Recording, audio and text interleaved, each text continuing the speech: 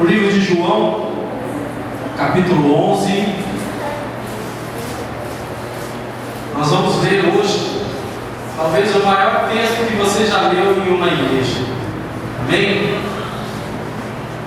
Capítulo 11, versículo 35. Podemos ler juntos? Todos acharam? Amém.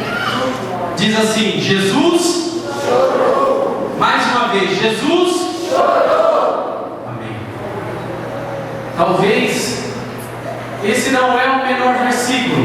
O menor versículo da Bíblia está no livro de Jó, capítulo 3, versículo 2. Mas esse versículo aqui, quando eu estive estudando sobre ele, eu falei: Senhor, e eu pude contemplar a magnitude que é a palavra de Deus, porque nesse versículo Ele me deu uma palavra para a sua vida e para a minha vida, de algo tão, 11 letras. Nós vamos conversar sobre isso hoje. Jesus chorou. Esse episódio retrata algo que aconteceu na ressurreição de Lázaro, Eu creio que toda a igreja conhece, aonde Jesus estava numa cidade distante. Mandaram chamar Jesus porque Lázaro estava enfermo, próximo a morrer. E aí Jesus, chegando próximo desse lugar, as pessoas chegaram até Jesus, e aí Marta e Maria se encontraram com Jesus ali próximo da cidade.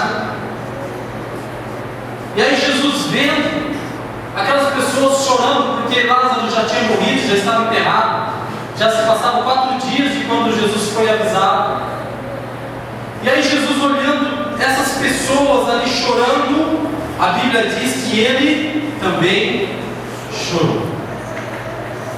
Vocês conseguem imaginar um Deus que com a sua palavra criou tudo o que você consegue ver e o que você não consegue ver? Jesus, apenas com a sua palavra, Ele conseguiu destruir Satanás. Jesus, com a sua palavra, com o seu poder, fez com que o mar se abrisse, fez com que uma muralha tremenda caísse. O Senhor, com a sua palavra, fez com que o sol parasse, que a luz continuasse no seu lugar. Ele fez tudo nascer e acontecer do nada, simplesmente com a sua palavra. Vocês conseguem visualizar o poder desse Deus? E aqui nós vemos que esse Deus tão poderoso está chorando. Eu me lembro que o meu pai sempre falou assim para mim: filho, você é negro e você tem que sempre estar com um passo à frente, você tem que ser forte, porque a humanidade ela é racista, é preconceituosa, e a partir do momento que você estiver no mesmo patamar que alguém, você pode perder pela sua cor. E aí, essa semana eu estava conversando com o pessoal onde eu trabalho, e aí uma moça virou para mim e falou assim: imagina, isso não existe mais hoje, não, isso é coisa da sua mente. E aí eu falei para ela: me desculpa, mas você é uma loira de olho azul, você não sabe o que é ser negro num país racista, você não tem ideia. Eu já perdi emprego por causa disso, já perdi namorada por causa disso. E não foi velado. Não foi velado. Foi uma coisa assim, escancarada. Que essa pessoa ela era tratada pela avó, e a avó falou assim: não, eu não quero que ela namore, tem que ser negro. Faz muito tempo isso? Não, faz uns 20. Uns 20 anos mais ou menos. Faz uns 20 anos. Mas o meu pai sempre falou que eu tinha que ser forte. Sempre.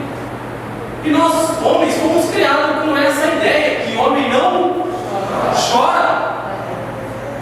E se nós formos analisar, o choro, ele é algo que expressa fragilidade, expressa, dependendo da situação, um pouco de fraqueza, expressa, talvez, dependendo da situação, uma fragilidade diante de uma situação. Mas nós vemos aqui que esse Deus Todo-Poderoso, Criador dos céus e da terra, Ele chorou. Ele chorou. E é sobre isso que eu queria falar, sobre sentimentos. Sobre sentimentos. Eu creio que Jesus aqui, Ele não chegou com uma certa intenção de querer ensinar as pessoas como se deveriam chorar. Bom, quando eu chegar lá, eu sei que o povo vai estar chorando, então eu tenho que mostrar para eles que como se emociona, como que se chora diante de uma morte.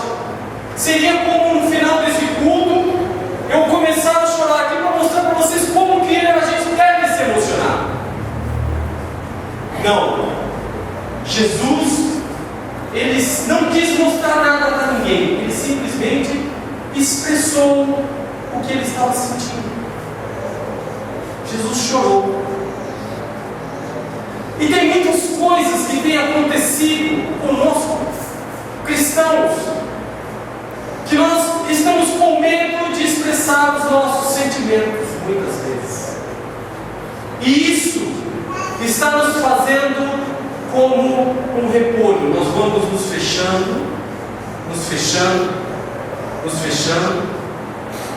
E aí, nós nos fechamos para o amor, nós nos fechamos para a confiança, nós nos fechamos para os próprios parentes, para a amizade, nos fechamos para tudo. Por quê? Porque nós nos fechamos para os nossos sentimentos. Deus nos fez pessoas emotivas. Nós temos os 5 sentidos. Nós temos o tato, nós podemos falar, nós podemos nos comunicar, nós podemos sentir as coisas pelo cheiro. E isso nos traz emoção. Vamos voltar para a comida? Quando você chega em casa, gente, o prédio onde eu moro, 5 horas da manhã está cheio de comida. Não estou brincando, 5 horas da manhã está com cheiro de comida, alguém está fazendo comida. É impressionante. E aquilo ali mexe com você, às vezes é um cheiro que te faz lembrar a comida que a sua mãe fazia. Não é verdade? Já lembrou da comida que sua mãe fazia? Uma comida que ela fazia com todo carinho, e isso te faz lembrar da sua mãe, te faz lembrar do carinho que ela fazia. Vocês viram que o cheiro de um alimento, ele pode te arremeter a um lugar que você já não lembrava mais. Por quê? Porque nós somos pessoas emotivas. Nós somos pessoas que o Senhor nos fez assim, para chorar, para sorrir, para nos alegrarmos, para nos entristecermos, e às vezes até ficamos raivosos. Por quê? Porque nós temos emoções dentro de nós, mas essas emoções, elas estão sendo às vezes até aniquiladas. Muitas vezes eu vejo as pessoas chegando na igreja tristes, e aí ela ouve uma palavra: não, o cristão não pode ficar triste. Que isso? O cristão não se entrega nunca. Você sabe o que é uma pessoa ficar com câncer 20 anos? E aí você fala para essa pessoa: não se entrega. A gente tem que arrumar uma palavra melhor para dizer para essa pessoa, porque ela tem sentimentos. 20 anos sofrendo. Sabe o que é isso? Eu não sei.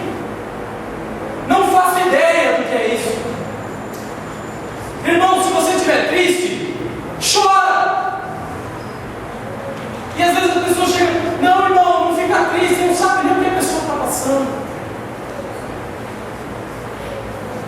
E aí eu fico guardando aquilo. Uma vez eu me lembro que o pastor Vanderlei pregou aqui, que ele falou que mais ou menos 70% dos homens que traem morrem de infarto. Lembra disso, pastor? Derrame, né? Tem derrame.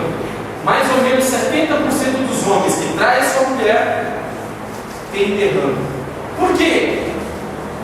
Porque ele vai guardando um segredo muito grande dentro dele.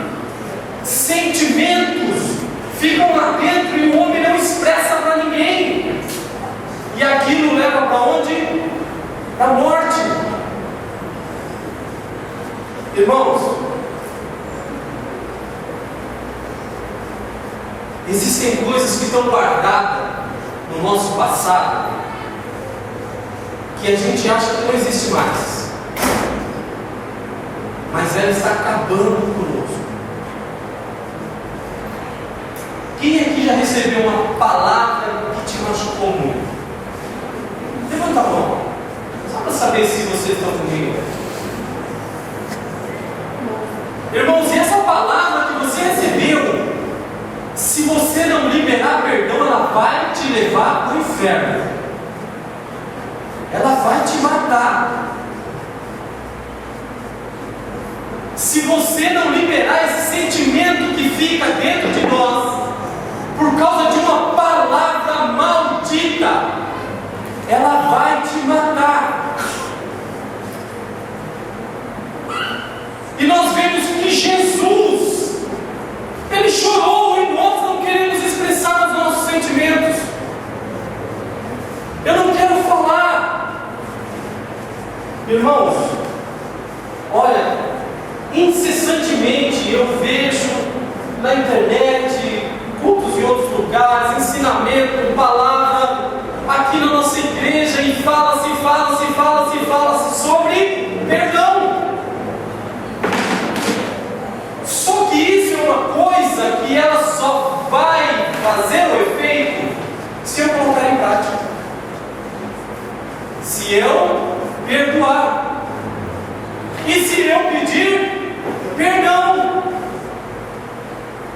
Nós guardamos coisas dentro de nós que destroem o indivíduo, destroem uma família e às vezes destroem uma nação inteira. Quem se lembra de Hitler? Alguém que conhece a história de Hitler? Irmãos, ele era daquele jeito por causa de coisas que ele viveu na infância. Matou mais de 6 milhões de judeus por causa de coisas que ele viveu lá na infância. E nós guardamos. Eu vou falar coisas aqui que Deus Ele quer trabalhar a sua alma. Deus quer livrar você de algo que pode te matar. Sabe, muitas vezes nós somos violentados e às vezes nós olhamos para essa palavra e já pensamos em algo sexual. Mas existe também as pessoas que foram violentadas sexualmente e às vezes até pelo próprio marido. Sabe como? Em 1 Pedro diz que nós homens devemos dar à mulher todo o carinho e toda a primazia, porque elas são um vaso mais fraco. E sabe o que é esse vaso mais fraco? Porque o homem realmente tem mais força. Ao homem foi dado coisas a Deus que não foi dado para a mulher. E o Senhor sabe disso e falou para nós: olha, não sejam canalhas. Cuide da sua mulher com todo carinho. E aí o homem, com toda aquela sua libido, eu quero, e acaba fazendo a mulher passar por coisas que ela não quer. E viu, meus queridos e amados, isso traz problemas para a sua mulher que você nunca, se não for através de Deus, você vai conseguir tirar de dentro dela.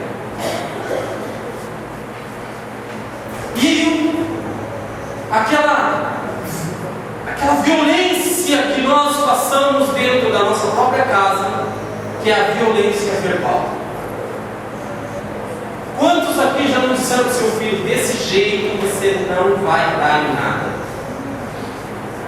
Eu já falei isso para minha filha. Já falei isso para o meu filho mais velho.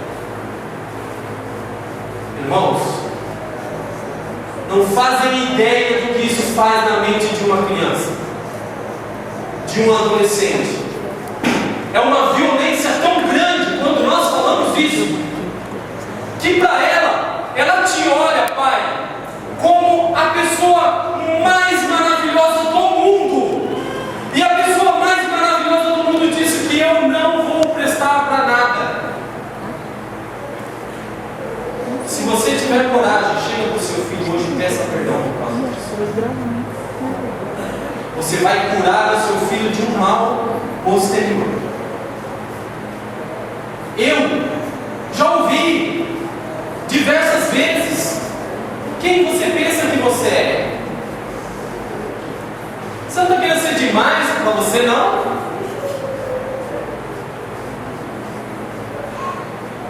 São palavras que destroem uma vida. E isso causa dentro do ser humano, que foi feito por Deus, emotivo, sentimental, causa coisas, irmãos, que nós estamos vendo aí hoje. Os jovens entrando numa escola, como aconteceu nos Estados Unidos, e matou mais de 30 pessoas. E eu fui lá para saber o que aconteceu na vida desse moleque. Por que ele fez isso? Irmãos, a família dele totalmente destruída. Os pais são aqueles que destroem os filhos, sabe? Na conversa, no papo, na atitude. Não estou justificando, mas é entendível. Ministérios estão indo embora por causa de palavras que foram faladas, atitudes que aconteceram. E muitas vezes eu não tenho mais coragem de entrar no ministério de louvor, porque eu ouvi coisas lá que fizeram para mim, coisas lá no passado que está aqui, eu não consigo mais expelir a minha, o meu amor, a minha alegria, a minha compaixão. Eu não consigo mais confiar em ninguém por causa daquilo que me fizeram. Irmãos, hoje nós somos nova, as coisas velhas, eis que tudo se fez. Seja uma nova pessoa. Quando Jesus disse isso, Ele sabe os problemas ao qual nós estamos atrelados. O Senhor quer livrar-nos desse mal. Quando Ele falou: olha, troca comigo o teu fardo, filho, porque isso que está no seu coração vai te matar. Ei, passa para mim, leva o meu que é mais suave, é mais leve. Um belo dia, fui pregar numa casa,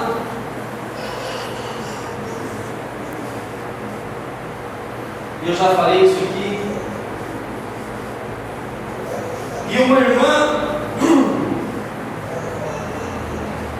o que o médico passou para ela foi o seguinte: o seu coração está parando de bater. O seu coração parece estar desistindo de viver. Foi o que o médico falou para ela. Não tem problema nenhum, nada. Os músculos estão normais, as suas veias estão fluindo normalmente. Só que parece que o seu coração perdeu a força. Ele simplesmente está parando de bater.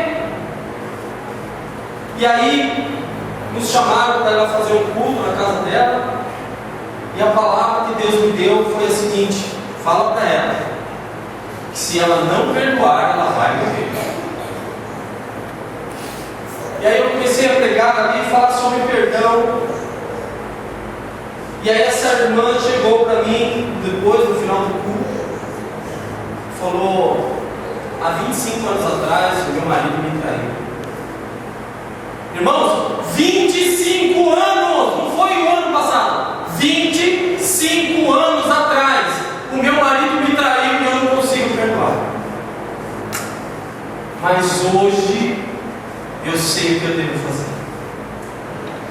Passou uma semana, vieram me falar: irmão, aquela irmã que ela não conseguia dar 10 passos, ela está indo na feira, ela está trazendo as próprias sacolas, ela está andando, pegando o ônibus, ela está indo para lá e para cá. Não foi nenhum remédio, foi simplesmente aquilo que ela tinha guardado, ela resolveu pôr para fora. Não te pertence, irmão.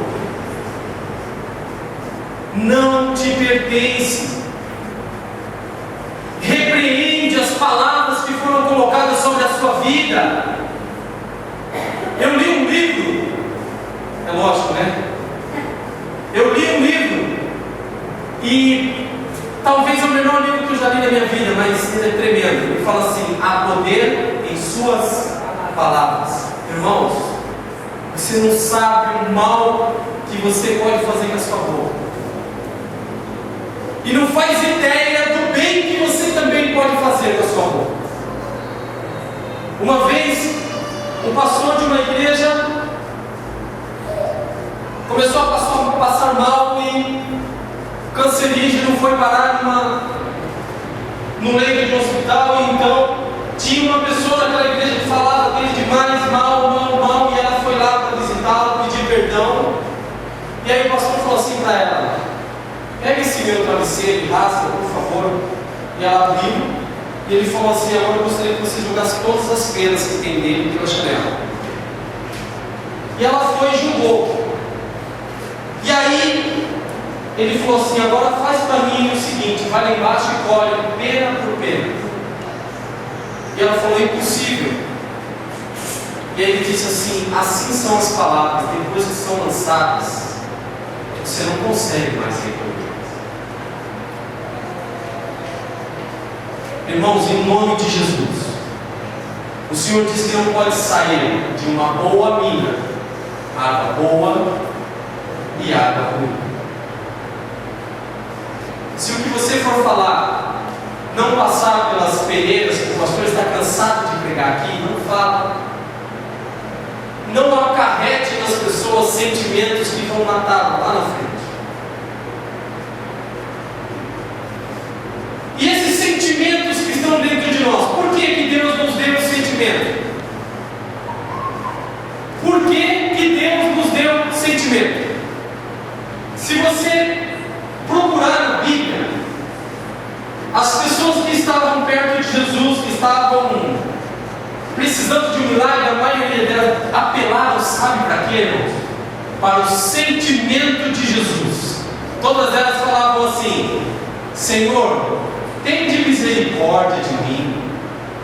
Senhor, tende compaixão de mim. Apelaram para o sentimento de Jesus. O sentimento provoca dentro de nós uma força motora muito grande. E quando eles provocavam isso em Jesus, Jesus se sentia na obrigação de fazer. E é isso, porque Jesus, quando ele fala assim: eu quero que vocês aprendam de mim, ele não fala assim: aprendam do que eu estou fazendo. Ele fala: aprenda como eu sou, não como eu faço. Compreendem a diferença? Ele falou assim: olha, eu chorei, me emocionei com aquilo que me emociona de verdade.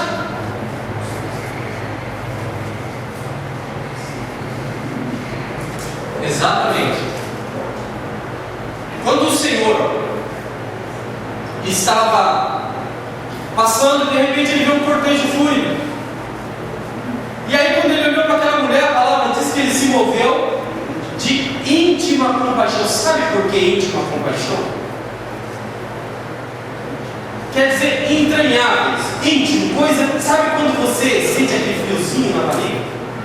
Sabe? É isso, que parece que as suas tripas estão se movendo. Isso é a íntima compaixão.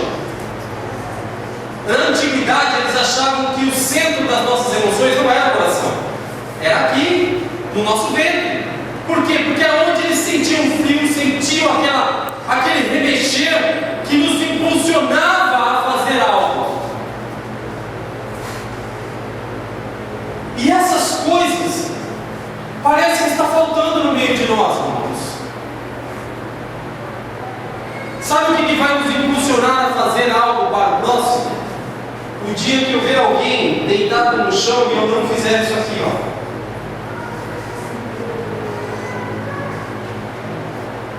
Alguém aqui já parou uma vez no mendigo e perguntou assim: o que queres que eu te faça?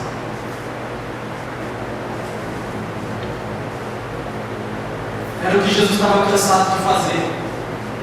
O que queres que eu te faça? Imagine um homem há 38 anos, irmãos, 38 anos, um homem jogado num lugar onde só tem doente. Você imagina o que é isso? Como que esse homem está?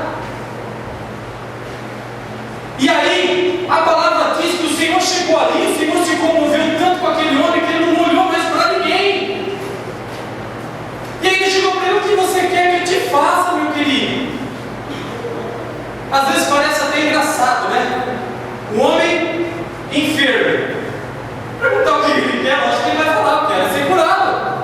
É como um desempregado. Você pergunta: o que você quer? Eu quero um emprego.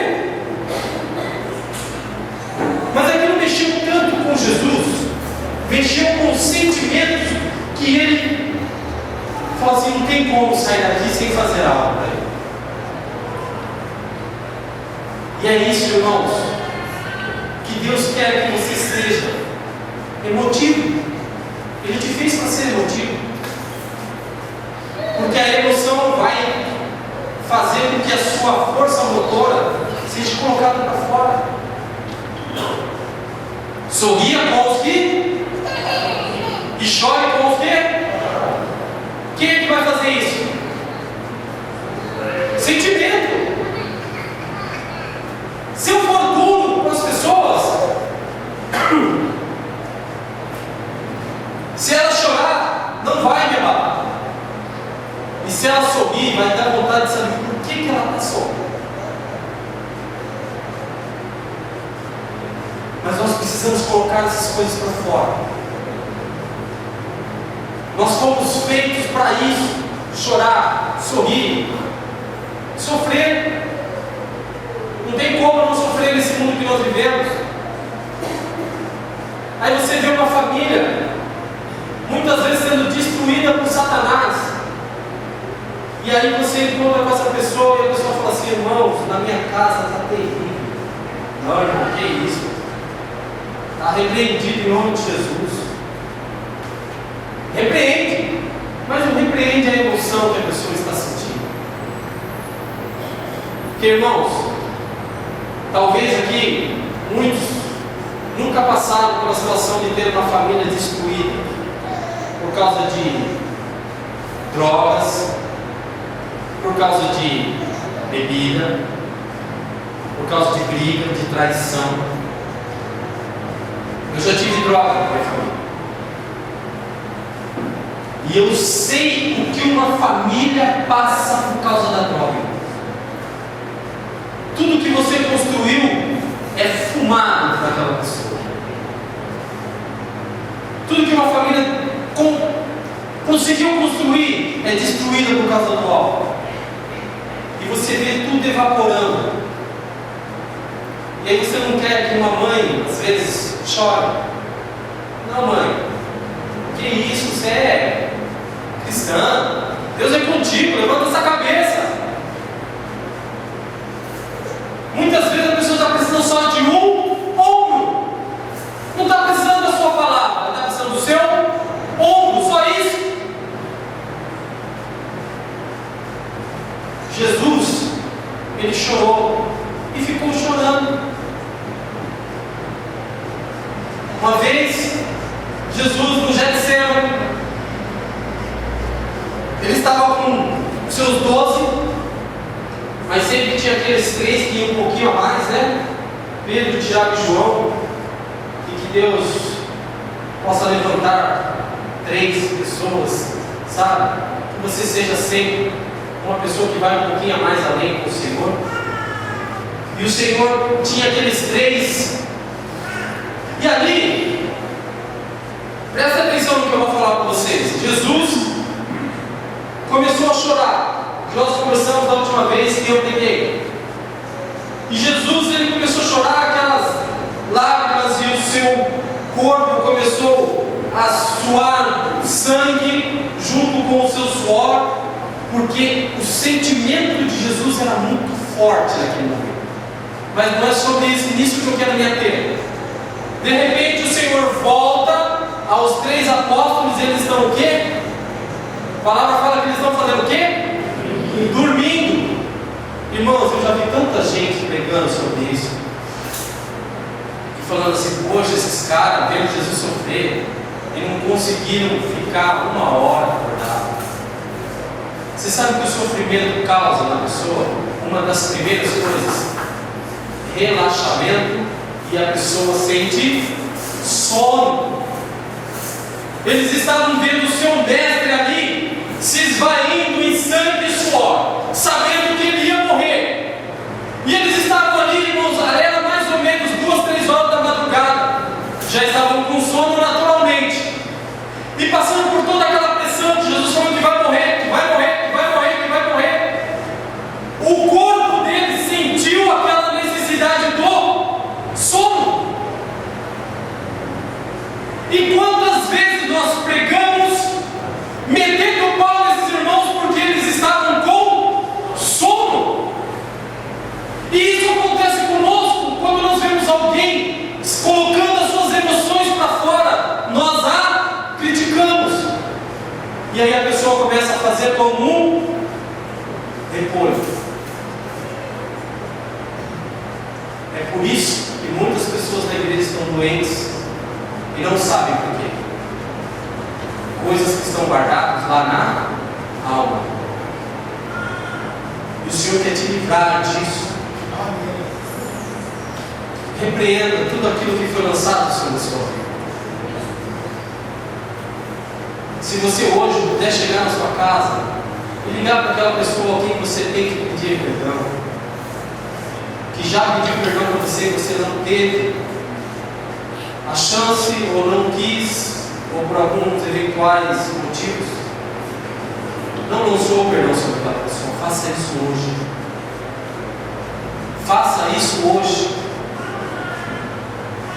Nós vimos aqui uma homenagem de uma filha para com uma mãe. Irmãos, daqui a 20 anos a Valquíria vai se lembrar disso. Daqui a 20 anos ela vai se lembrar disso. Sabe por quê? Porque nós temos a nossa mente rápida e nós temos a nossa mente longa, aquela que você vai buscar muito tempo. Mas tem aquelas coisas que você busca rapidamente, sabe? Um livro que você leu, as mensagens mais provocantes, elas ficam na sua mente. Mas tem coisas que elas ficam guardadas lá dentro, que só com o tempo, quando você passar por uma situação daquela, você vai lembrar. E aí, eu falei para minha filha uma vez: filha, se você continuar desse jeito, nada vai dar certo na sua vida. Passou, hoje nós estamos aqui numa boa, vamos, um abraço, hoje acordei, oi filhinha querida, meu amor. Mas o dia que ela for numa entrevista de emprego, que ela não passar, a mente dela vai captar aquilo. Entender, irmãos? A nossa mente, Adão usava 100% da sua mente. Mas com o pecado, essa porcentagem foi caindo, e hoje, quem é o must da mente, usa 13, 14% da sua mente. A nossa mente é um poço que nós nem imaginamos. Por isso, o Senhor fala em Romanos 12, a partir do versículo 2: renoveis pelo Evangelho novo que eu estou te dando, cura a sua mente,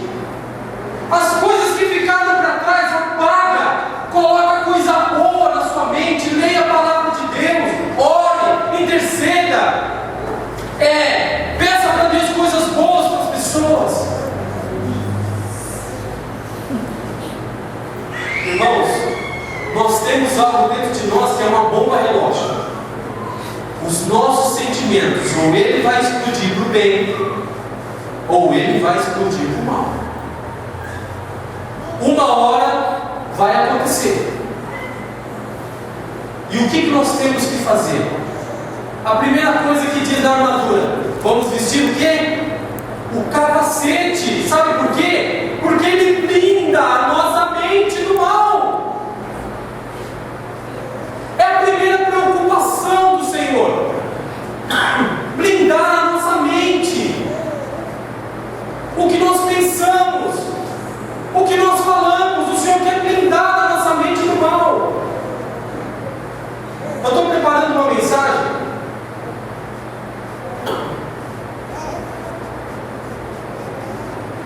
que o nome dessa mensagem, o título dela é o seguinte: dons divinos em mentes mundanas. Sabe por quê? Porque Deus está aqui hoje nos dando a palavra que pode nos curar. Mas a partir do momento em que eu preferir que aquilo que está no mundo permaneça na minha mente e não o dom maravilhoso de Deus, eu estou com um dom divino dentro de uma mente mundana. Eu preciso deixar Deus transformar a minha mente. Eu preciso deixar Deus colocar o que é sadio, o que é são. E olha, alguém aqui sabe o que é a síndrome do pânico? Síndrome do medo? Irmãos, vocês não fazem ideia do que é uma pessoa que tem o medo de ficar num lugar fechado. Eu já vi pessoas chorando, ela tremia, sabe, pastor, assim? Era uma coisa incontrolável. E aí uma pessoa chega para essa pessoa e fala assim: irmão, para com isso, você tem que se controlar. Você sabe o que? Você está matando essa pessoa porque ela não consegue controlar, está sendo maior do que ela. Está sendo maior. Se eu não posso ajudar, eu não vou atrapalhar. Hoje eu sou bombeiro. E bombeiro nada mais é do que uma pessoa que aprende a fazer o que não deve. Quando eu vou socorrer uma pessoa, eu já tenho que ter em mente o que eu não vou fazer com ela. E é assim que nós temos que ser, bombeiros de Cristo. Primeira coisa que eu tenho que pôr na mente: eu não vou matar aquela pessoa. Eu vou levar a palavra de Deus. Se não tiver, eu não vou falar nada. Se eu não tiver o que é de bom para dar para aquela pessoa, eu não vou dar nada. Porque para matar, irmãos, tem 1 milhão. Para salvar é 1 ou 2. Quantos corpos de bombeiros vocês conhecem aqui no Jaraguá? Só tem 1. Lá não vão 8. Agora, quantas pessoas tem para matar?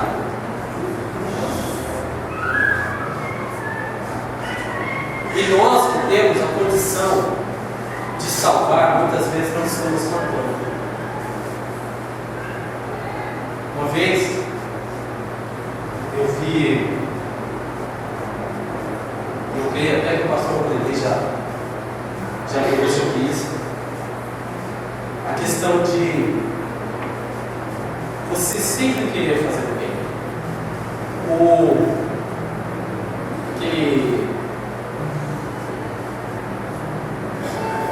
A parábola, né, que o Senhor pregou sobre esse bom samaritano. Diante da religião, aquele homem era o pior do mundo. Por quê? Porque por questões teológicas, samaritano não era aceito pelo judeu, era considerado uma raça impura, uma raça imunda. E aí o Senhor, contando na parábola, que começou a passar pessoas ali, passou um mestre da lei, né, um pastor hoje, por um rapaz todo quebrado, que bateram nele, e o pastor fez, passou por cima. Aí veio o Levi, a mesma coisa passou por cima. E aí veio aquele que todo mundo diz na época que era uma pessoa impura. Pegou aquele rapaz no seu ombro, levou para um hotel, pagou todas as suas despesas, cuidou da sua ferida e ainda falou assim: olha, se ele precisar de mais alguma coisa, pode, depois eu volto e pago tudo. Irmãos, nós temos a palavra da vida. Não tem nada mais precioso no mundo que a palavra de Deus. Ela despedaça o mal, ela acaba com o sofrimento, ela põe alegria no choro, ela faz um choro se transformar em alegria, ela faz aquele que é um miserável se tornar rei, e faz aquele que é um rei iníquo se tornar miserável. E nós temos esse poder nas nossas mãos, e nós precisamos começar a usá-lo a favor do bem. Do bem. Por quê, irmão? Porque os sentimentos que Deus colocou em nós, lá desde o começo da humanidade, Ele tinha um propósito, mas o mal reverteu isso, e está querendo usar o nosso sentimento para o mal. Irmãos, o mundo fatura bilhões de dólares por ano com pessoas deitadas no divã. Sabe por quê? Por causa de sentimentos, coisas que ficaram guardadas na mente. E eu não estou aqui para falar para você: olha, não passa por psicólogo não, que você tem Jesus, sabe? Está banido. Não, irmãos, eu não sou louco para essa situação. Nós temos aqui uma psicóloga. Mas o que eu estou dizendo para você é o seguinte: se você deixar Jesus tratar a sua mente, alguém vai morrer de fome. Vocês entenderam o que eu estou dizendo? Se você permitir Jesus tratar a sua mente, alguém vai morrer de fome. Irmãos, eu gostaria agora, nesse momento, tudo que eu falei aqui foi embasado na palavra de vida. E esses sentimentos querem levar você para onde? Para a morte. Pessoas que têm medo de fracassar, como o pastor pregou aqui. Sabe por quê? Porque uma vez ouviu: vai dar certo. Uma vez o pastor Lúcio falou para mim, ele falou para o pastor Vanderlei também: sabe que você chegar com um projeto aqui na igreja, e as pessoas, antes de ouvirem o total do seu projeto, já falam: não, vamos fazer assim, vamos fazer daquele jeito, não muda isso, muda aquilo. Se não estiver firme no projeto, vai embora. Vai embora. Sabe por que aquilo que Deus colocou no seu coração, se você não guardar aquilo, o passarinho vai vir e tirar. E sabe quem é esse passarinho que a palavra fala? Satanás. Não vai dar certo, isso não vai dar certo. Vamos tentar de uma outra forma? Existem pessoas que não estão conseguindo mais confiar em ninguém. Confie mais. Não abro mais o meu coração para esse sentimento, porque fui tão magoado, ou traído, ou sei mais. Deus quer te livrar disso. E sabe onde se reverte? Se você não conseguir olhar para alguém que está do seu lado, confiar, a sua confiança em Deus vai ser difícil. Sabe por quê? Porque Jesus Cristo não vai descer nessa terra de novo antes de nos buscar. E sabe quem Ele vai usar para pregar para vocês? O pecador aqui, ó. Se você não aprender a confiar que eu estou falando em nome de Jesus, Esquece, porque Ele não vai voltar antes de vir nos buscar. Deus ainda tem homens de Deus nessa terra para falar com você, para falar comigo. E se eu não confiar nisso, eu vou acabar indo para o inferno. E o Senhor quer te tirar desse caminho que às vezes você nem sabe que está passando por ele. Quem aqui já passou por isso?